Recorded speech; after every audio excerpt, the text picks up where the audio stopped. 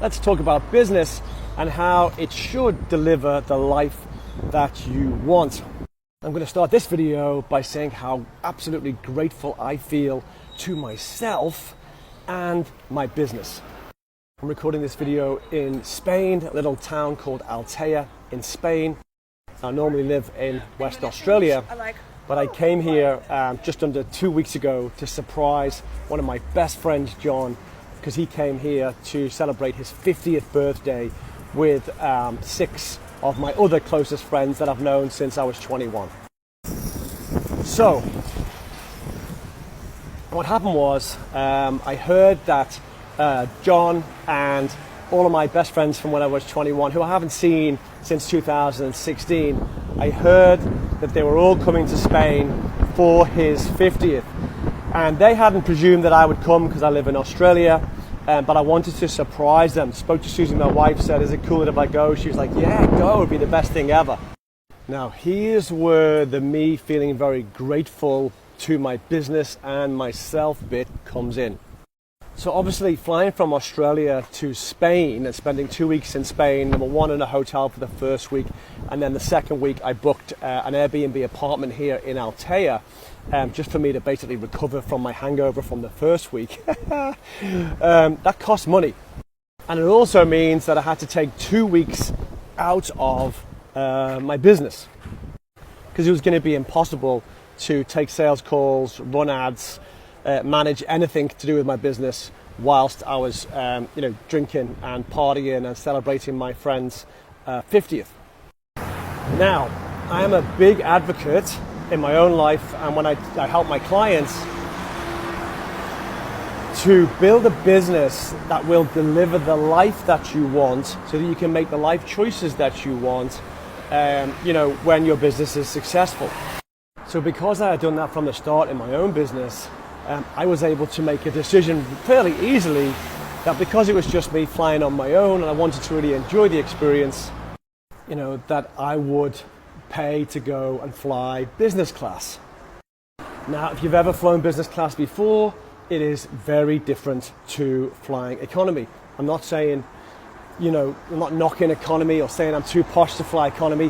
What I'm saying is, because of business and my hard work, I was able to fly business class, and it's a huge difference. Your seat lies down like a full bed. I'm 6'3", so you can stretch out, you get a good sleep, the service is amazing, everything's more comfortable. You almost don't feel like you've been on a 24-hour flight.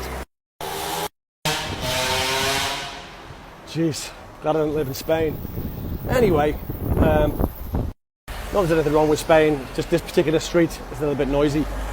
So what's my point? My point is, because I was very clear about the business that I wanted to create and the revenue I wanted to create from it, to create the lifestyle that I wanted, I was able to comfortably make a decision to pay the $12,000 that it costs for me personally to fly business class to Spain, book an apartment to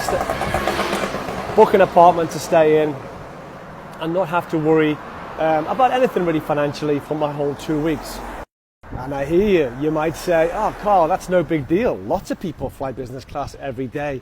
You're showing off or whatever like that. Again, this isn't about that. This is me sharing my own experience of how grateful I feel for all of the hard work that I put in myself, starting from nothing to get to a point where I can comfortably say, I'm going to fly business class. I'm going to enjoy this experience in my life. And for me, that's what business is about. Business, yes, you can have fun creating a business. It feels great, that sense of achievement and putting money in your bank. But ultimately, if your business doesn't deliver the life that you want, whatever that is, I didn't want hundreds of millions. I didn't want jets, private jets. I didn't want that lifestyle. I just wanted to be able to live the lifestyle that I wanted to live, a comfortable lifestyle for me and my family. I guess in the whole scheme of things, it's probably, I could have thought a bit bigger. I could have gone like Grant Cardone and said, I want to have, this and that, and a $60 million jet, and, maybe that would have happened. That's also a lesson that I've learned along the way, is you kind of get what you ask for in life, whether that's 10 million, whether it's 20 million, whether it's 100 million, you do get what you ask for, it's a thing. Now to conclude, what you're probably thinking, Carl, you're just rambling, what's all this about? The point of this video is to ask you how much time you've actually spent thinking about how you want your future life to be in, say, 3 to 5 years from now.